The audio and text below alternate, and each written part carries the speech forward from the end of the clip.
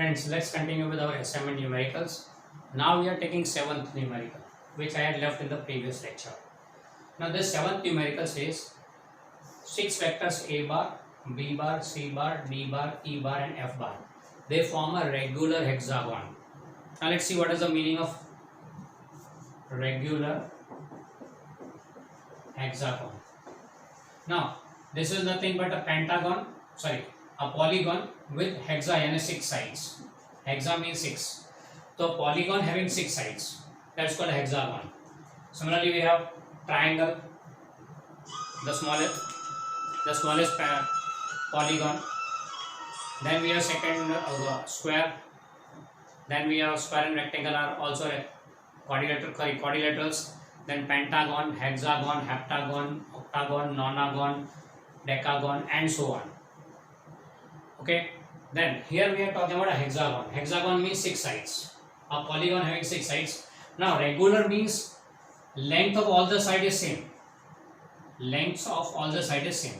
Length same on all sides. अगर ऐसा हो तो इसको लेंगे regular hexagon. Hexagons means a polygon with 6 sides having same length of each side, and that's called a regular hexagon. Okay, that's the meaning of regular hexagon. बराबर है. अच्छा, यहाँ पे रेगुलर हेक्सागोन बना है, मतलब A bar, B bar, C bar, D bar, E bar and F bar. So regular hexagon means a side polygon having 6 sides, each of the side has same length. यहाँ पे A bar, B bar, C bar, D bar, E bar and F bar are the 6 sides. Each side has same length, so that's a regular hexagon. Now here each side having same length means what? A bar का magnitude, B bar का magnitude, सी बार का magnitude, D बार का magnitude, ई bar का magnitude, F bar का magnitude, हर एक का size same. चलो हम इसको नाम दे देते हैं आर. सपोज कर लेते हैं ये value R. Okay, each side having side length equal to R. हर एक साइड का लेंथ आर बोल देते हैं. ओके, अब हमें क्या प्रूव करना है यहाँ पे? We have to prove that resultant vector R bar will be 0. इन सबका रिजल्टेंट इज 0, ये प्रूव करना है. रिजल्टेंट मतलब A bar plus B bar plus C bar plus D bar plus E bar plus F bar is 0, ये prove करने का है.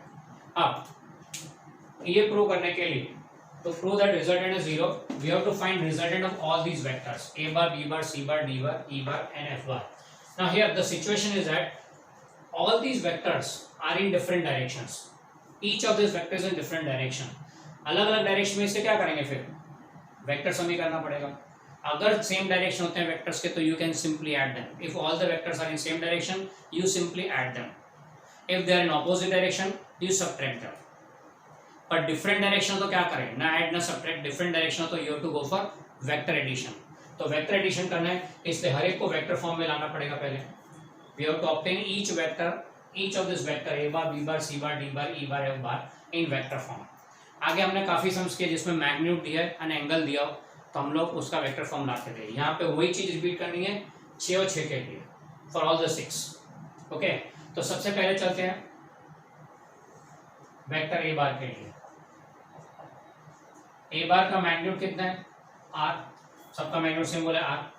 तो उसका एंगल कितना है? तो A bar is along X axis, तो एंगल 0 डिग्री हो गया. तो इसके दो component A cos theta that is are cos 0 and that is are cos 0 is 1, इसलिए A sine theta that is are sine 0 क्या हो जाएगा? साइन 0 0. तो वेक्टर ए बार बनेगा आर कॉमा 0. फाइन. चलो फिर चलते हैं दूसरा vector B bar. B bar के लिए देखें तो उसका मैग्नीट्यूड, बी का मैग्नीट्यूड इज आर एंड उसका डायरेक्शन कौन सा? तो B bar is at an angle, कितना एंगल होगा ये वो पता लगाना है. तो उसके लिए this is a regular hexagon. इसके सेंटर को पकड़ लो यहाँ पे. तो यहाँ पे किसी एक साइड से यहाँ हमने वर्टेक्स ज्वाइन किया. यहाँ से देखें तो पूरा सर्कल बनता है एंड दैट्स 360 डिग्री. अब ये 360 डिग्री के 6 इक्वल पार्ट्स बनेंगे, इक्वल साइज पार्ट्स, क्योंकि 6 वेक्टर्स का लेंथ सेम है इसलिए 6 इक्वल पार्ट ऑफ 360 डिग्री यानी each part will B of 60 degree. अब अगर ये 60 है तो ये 60 हो जाएगा. ओके, तो यहाँ पे क्या देखने मिलेगा कि एक वेक्टर से दूसरे वेक्टर का एंगल 60 डिग्री होगा. With respect to one vector the other vector will have an increment of 60 degree. ये 0 है तो ये 60 होगा, ये उससे ज़्यादा है 60 120, फिर और आगे 60 180 एंड सो ऑन. ओके, तो as it's a hexagon 360 degree के 6 इक्वल पार्ट्स, रेगुलर हेक्सागन है, रेगुलर है इक्वल साइड, इसे 360 डिग्री के 6 इक्वल पार्ट्स बनेंगे. Each part will be having an angle 60 degree, each part having an angle 60 degree. So what we find that with respect to one side, other side will be having an increment of 60 degree angle and then increment of 60 degree angle. यानी यहाँ पे क्या होगा, theta में 60 plus होते जाएगा. Clear? Regular hexagon है, total angle 360 degree, इससे क्या होगा, रेगुलर मतलब ईच साइड इक्वल, तो 360 डिग्री के 6 equal parts, so each part will be 60 degree angle. So यहाँ पे हर एक वेक्टर 60 डिग्री एंगल ऐड होता जाएगा. ओके, तो पहला वेक्टर अगर 0 डिग्री पे है, पहला vector A bar is along X axis 0 degree है, तो दूसरे वेक्टर बी बार के एंगल बनेगा 60 डिग्री विद एक्स एक्सिस.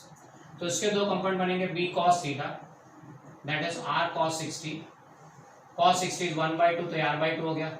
दूसरा B sine theta that is are sine 60, sine 60 is √3/2 तो ये हो जाएगा √3 r/2.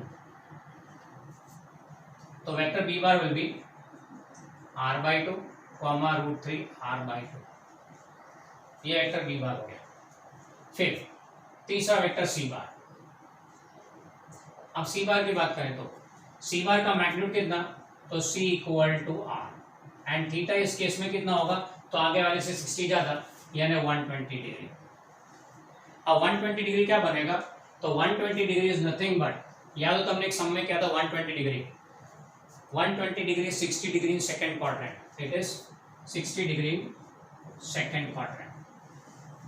अगर आपको क्वाड्रेंट का पता लगाना तो एक दूसरा ट्रिक बताऊं, जो भी वेक्टर उसके टेल पॉइंट पे make the coordinate system.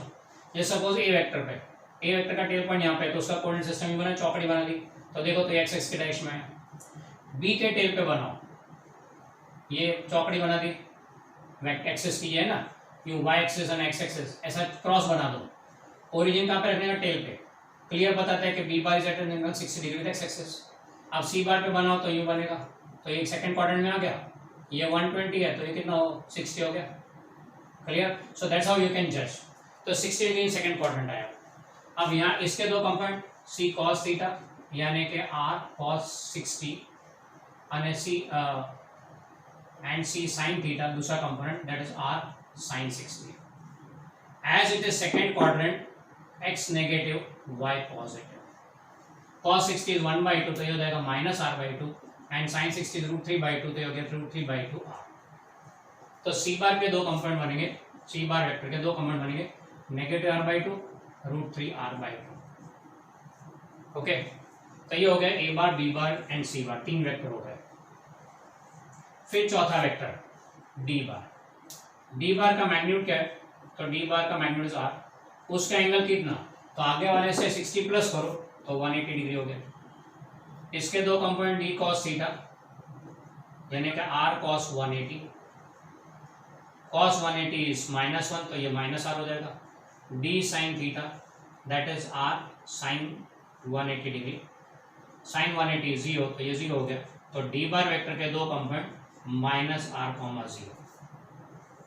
Clear? 180 तो स्टैंडर्ड एंगल है जिसके लिए वैल्यू हमारे पास है, cos 180 इज -1, sin 80 इज 180 0 है, टेबल में अंदर था ये वैल्यू 180 का.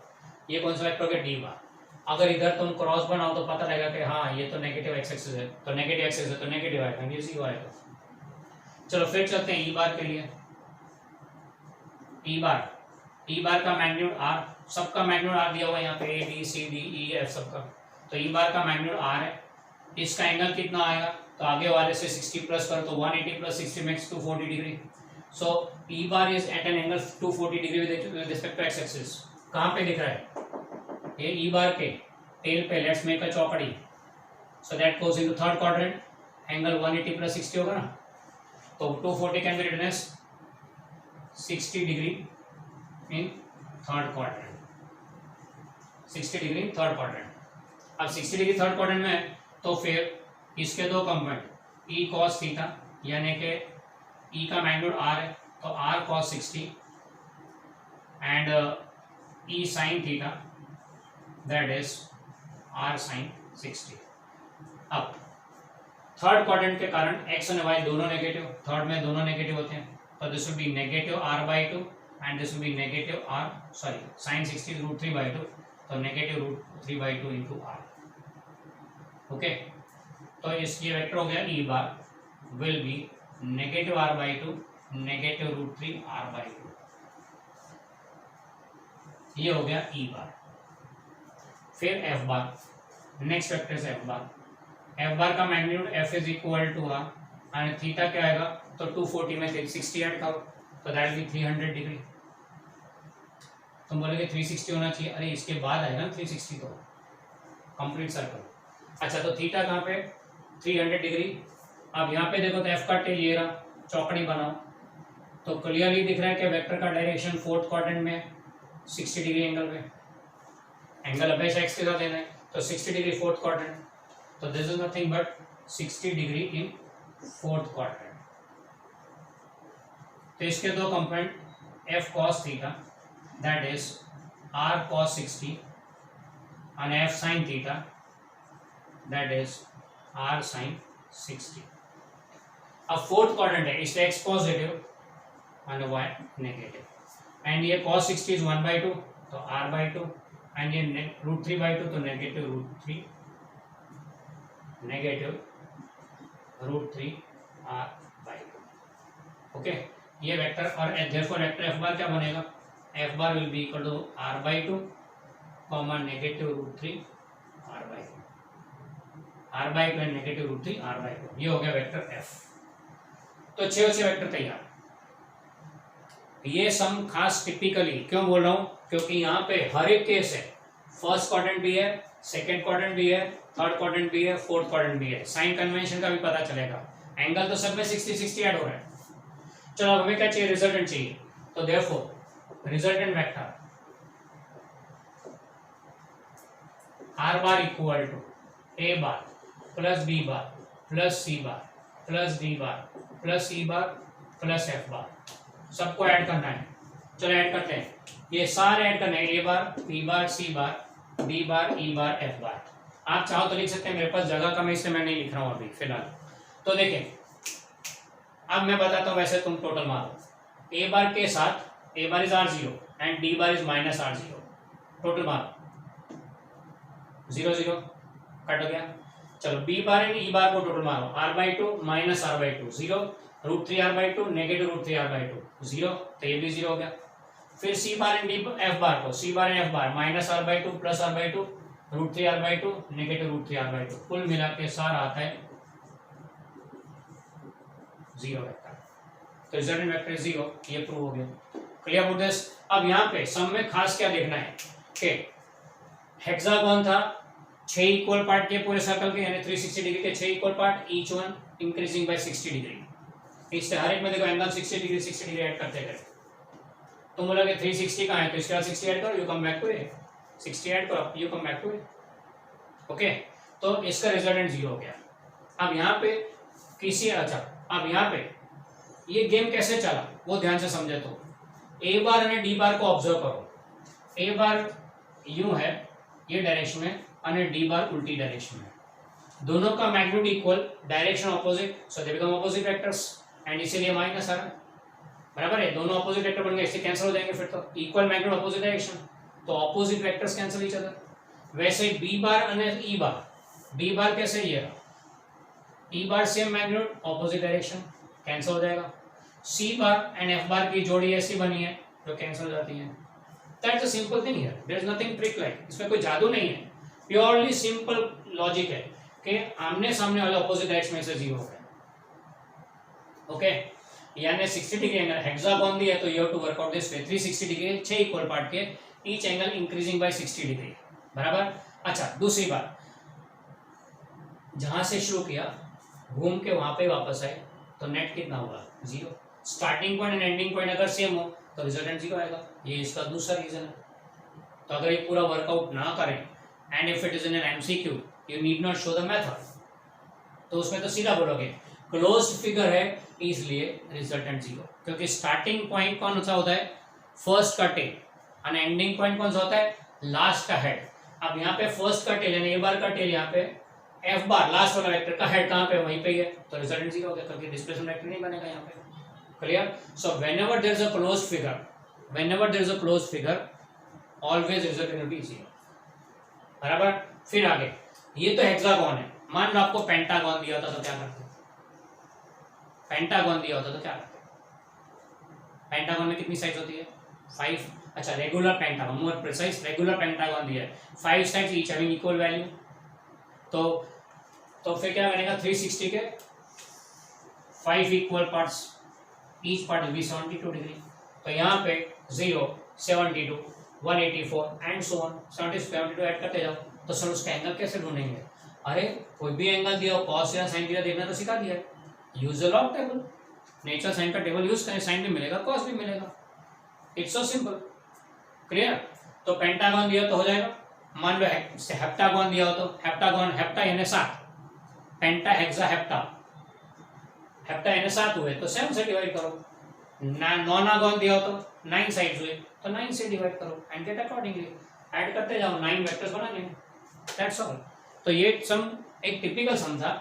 पहली बात तो इसमें हर एक क्वाड्रेंट में अगर एंगल है तो कैसे आप साइन कन्वेंशन बदलते जाओगे, यू विल फाइंड आउट। एक तो ये प्रैक्टिस हो जाता है। दूसरा, आमने सामने का वेक्टर कैंसिल हो रहा है, right it particularly this way, 1 2 3 नीचे 4 5 6, तो ये ऊपर नीचे कैंसिल होगा। ये एक पर्टिकुलर सिस्टम है जिससे उसको सेट किया है। ये करके फिर बाद में रिजल्टेंट वेक्टर में यहाँ पे एक स्टेप डाल देना, हर एक का फॉर्म, हर एक वेक्टर डाल दो इक्वल टू करके यहाँ पे, एंड फिर टोटल मार देना, ओके, एंड फिर फाइनली 0 आ जाएगा। Okay, so one of the typical sum, very nice sum. आपको वेक्टर्स बनाने का भी मेथड मिल गया, टोटल 0 आता है वो भी पता लगा है। Clear? So now we go after giving a heavy dose of 7 number. I understand that it was a very heavy sum for you. पहली बार ऐसा है कि 15 मिनट से ज़्यादा कोई एक सम चलाओ, 11 में नहीं 12th में भी 15 मिनट से ज़्यादा एक सम चलाओ। तो ये हैवी डोज के बाद let's take two very light dose sums लेते हैं। पहले 9 नंबर जो भी हमने छोड़ा था बीच में, ए बार एंड बी बार दिया हुआ है एंड आपको एंगल फाइंड करना है दोनों के बीच का। You very well know that angle ढूंढने के लिए to find angle between two vectors, to find angle between two vectors, cos theta is equal to a bar dot b bar upon a b, magnitude of a bar and magnitude of b bar। ये formula हम जानते हैं, बराबर है। तो उसके base पर से चलो यहाँ पे पहले a bar dot b bar करते हैं। a bar is vector 2 2 minus 4 and b bar is 2 4 minus 2, so this will be 2 into 2 plus 2 into 4 plus negative 4 into negative 4. So this comes out to be 4 plus 8 plus 8, 8 hit 16 and 4 20, फिर 20 हो गया। फिर magnitude of a bar is root of a का magnitude 2 square plus 2 square plus negative 4 का square, 16 plus 4 20 plus 4 root 24। फिर B bar की बात करें तो बी बार का magnitude will be root of 2 square plus 4 square plus negative 2 square and ये भी luckily comes out to be root 24। So cos theta will be equal to a bar dot b bar 20 upon root 24 into root 24 and that is 20 upon 24, that makes 5/6। इसका वैल्यू ढूंढ लो and theta will be cos inverse of that value आ जाएगा। cos inverse कैसे ढूंढना है वो तो याद है ना, साइन इनवर्स में देख के, साइन टेबल में देख के एंगल को 90 में से माइनस करो, you will get cos inverse. तो ये मिल जाएगा angle between the two vectors. ऐसे हमने काफ़ी सम्स कर लिया। नेक्स्ट 18 नंबर ले रहे हैं। 18 नंबर में ए बार दिया बी बार दिया। A bar is 2i plus 3j minus k यानी 2 3 माइनस 1 हुआ और बी बार इज 4 6 माइनस। हमको प्रूव करना है कि ये दोनों पैरेलल है। अब मैथ्स का एक नियम है कि whenever you are said that prove that बोलाओ तो मतलब वो बात सही है। बाय हुक और crook you have to get it. By hook और क्रुक यानी कैसे ट्राई करने का परफेक्ट लीगली, स्टेप सारे लीगली चलाने के। इन केस कहीं अटक जाओ तो आपको सोचना नहीं कि रॉन्ग होगा, इट इज राइट, इसीलिए प्रूव करने को बोला हुआ है, बराबर। अब यहाँ पे हमें प्रूव करना है they are parallel and mutually parallel prove करना हो तो क्रॉस प्रोडक्ट चेक करने का। क्रॉस प्रोडक्ट का वैल्यू शुड बी 0। अगर क्रॉस प्रोडक्ट 0 आ जाए तो फिर ये पैरेलल है। चलो शुरू करते हैं करो A bar cross B bar. So A bar cross B bar will be equal to वही स्टैंडर्ड 3/3 डिटर्मिनेंट. पहला row fix I J K by default. Second row will be the first vector that is 2 3 -1. Third row will be the second vector that is 4 6 -2. अब अगर ध्यान से देखो तो third row में कुछ कॉमन निकल रहा है. ऑब्वियस है 2 कॉमन निकल रहा है, 2 को बाहर ले लिया. पहला रो आई जे के, दूसरा रो 2 3 -1, तीसरा रो 2 3 -1.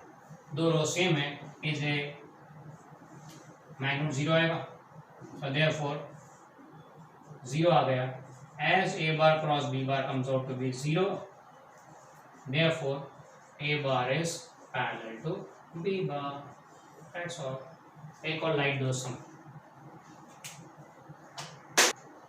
Next we go on for the 13 number. 13 number में बोला है show that magnitude of cross product of A bar and B bar is equal to twice the area of triangle of which a bar and b bar are adjacent sides.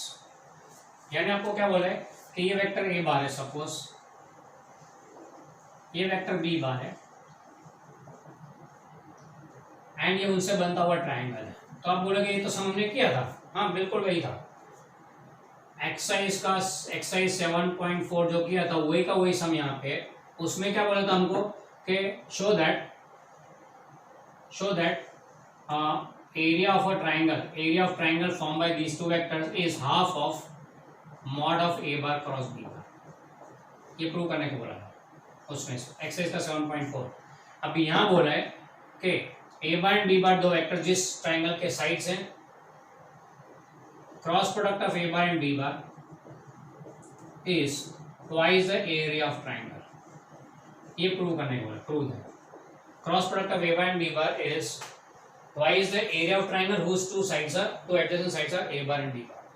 Okay, ये है तो ये 2 को इधर भेज दिया, उतना ही है. Exactly same sum. फिर से एक बार प्रूव कर लेते हैं. चलो, area of triangle is equal to half base into height. Is equal to half base into height. That is half. Base क्या होगा तो यहाँ पे मॉड ऑफ ए बार और हाइट कितना होगा परपेंडिकुलर ड्रॉप करें तो हाइट h हो गया. Now in figure h is equal h, ये राइट एंगल ट्राइंगल है, ये एंगल थीटा ले दो ए बार एंड बी बार के बीच का. तो we can say that sine theta is equal to opposite side h upon hypotenuse magnitude of b bar h upon b bar. So therefore you can take h is equal to mod b bar sin theta. अब यहाँ रख देते हैं. तो therefore area of triangle would be half base कितना है mod of a bar and height कितना है mod of b bar sin theta. तो this will be half mod a mod b sin theta. So that is nothing but a b sine theta क्या होता है magnitude of A bar cross B bar. A bar cross B bar का magnitude हो गया. Okay, so what we get is therefore area of triangle is half of mod of A bar cross B bar. Therefore cross product of A bar and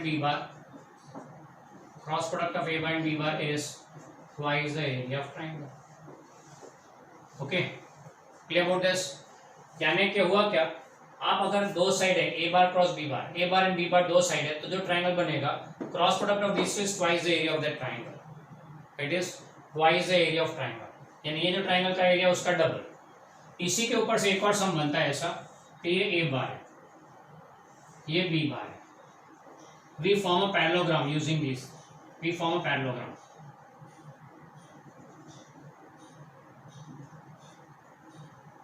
थोड़ा टेढ़ा हो गया.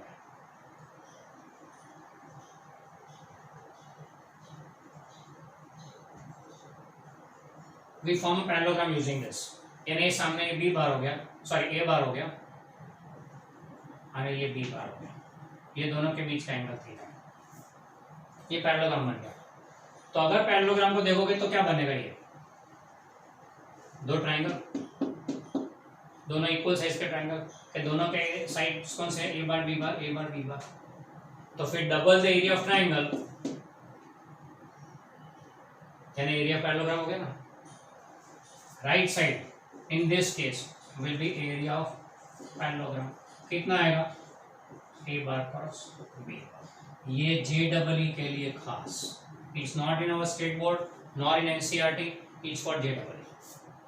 ए bar, हाँ ये है हमारे पास कि ए बार क्रॉस बी बार करेंगे तो ये ट्राइंगल का एरिया मिलेगा half a bar cross B bar gives the area of the triangle.